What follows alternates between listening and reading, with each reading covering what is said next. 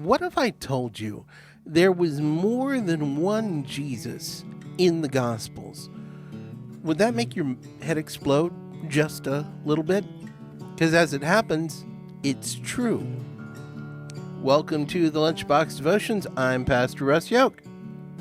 Okay, to be clear, there's only one Jesus who is Messiah in the New Testament, certainly within the Gospels, although that was debated by the people of that time. So I'm going to tell you who the other Jesus is. Obviously, we lose track of the fact that Jesus is his first name. He has a family name, just like my family name is Yoke. His family name would have been Bar Joseph. That literally means the son of Joseph. Now, of course, we all know he was the son of God, but of course, Joseph, being his stepfather, would have given him his last name as a man. The other person also has a last name, although history has almost lost his first name, which just so happens to also be Jesus. Now, it should be noted, Jesus was not a particularly uncommon name in his day. It's actually not an uncommon name today. Jesus is, of course, the many times over translated name that in his day would have been pronounced Yeshua. Likewise, while Jesus is a modern day translation, if you will, of Yeshua, so is the name Joshua. My son's name is Joshua. So my son shares a name with Jesus, son of Joseph, Yeshua bar Yosef.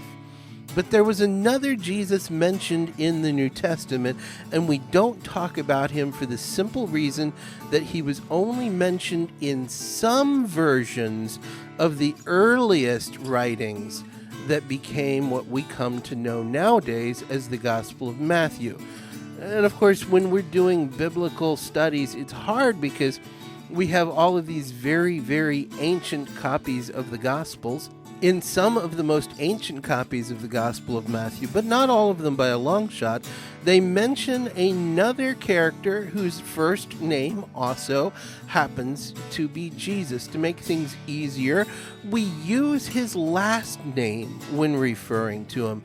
His last name was son of Abba, son of Abbas, Barabbas. If you are really familiar with the Gospels, then you know who Barabbas is.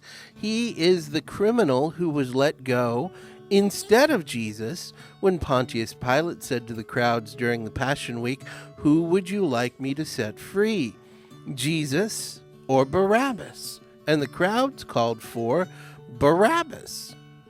Frequently when we read that text, we read that Barabbas was a killer. But you have to read a little bit closer. What kind of killer was Barabbas?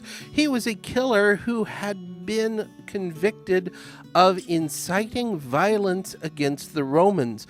What was Barabbas? Barabbas was a Jewish freedom fighter fighting against the Roman authorities. If he'd been an American in 1776, we would have called him a patriot and a revolutionary. But instead, as a person in ancient Israel, under the rule of the Romans, he was a murderer because he killed Roman soldiers, he killed Roman citizens. He was trying to incite a revolution, and he was also inciting riots and murders. So Jesus, Barabbas, and Jesus, Bar Joseph, are the two criminals that Pilate puts before the people. And this is so important because what you have are polar opposites of one another aimed at providing solutions to the people of Israel for their problem. They're enslaved. They are oppressed. They are in fear. They are frustrated. And both Jesuses provide them with a solution.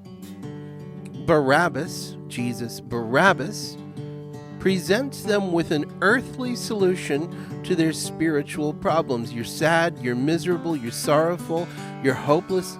let's kill the Romans and throw them out. Jesus, on the other hand, presents people with a spiritual solution to their earthly problems.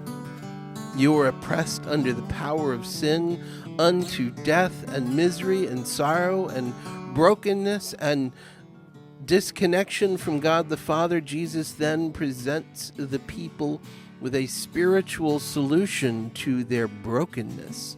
So here we have two ways of dealing with the world. Either the violence and the anger and the physical solution to spiritual problems presented by Jesus Barabbas, or we have Jesus Bar Joseph, who presents us with a spiritual solution led by love and compassion and repentance and renewal of life that comes through faith in God. These choices that Israel was presented with, it's kind of not surprising that when they were given the option of the person preaching peace, love, and reconciliation to God as a way of dealing with earthly problems, and another person who is preaching violence and overthrow and revolution as an earthly solution to people's sadness and sorrow, their spiritual problems, guess what the crowd did? They yelled, "Give us Barabbas.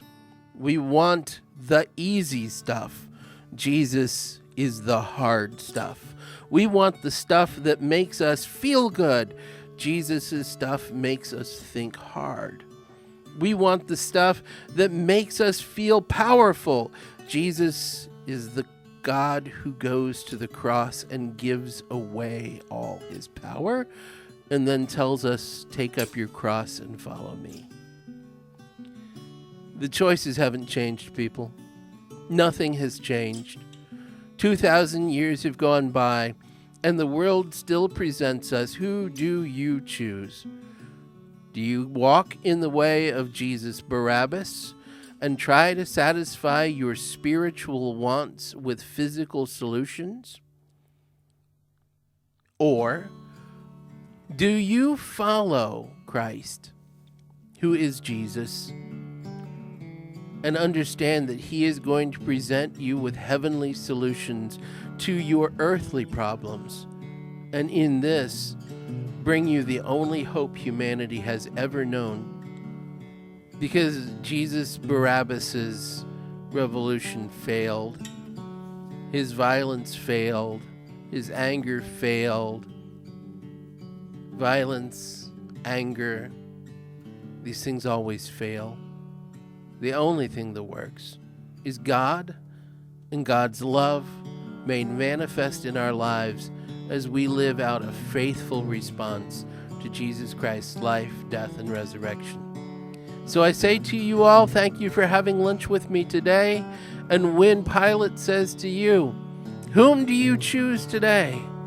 remember to pick the right Jesus.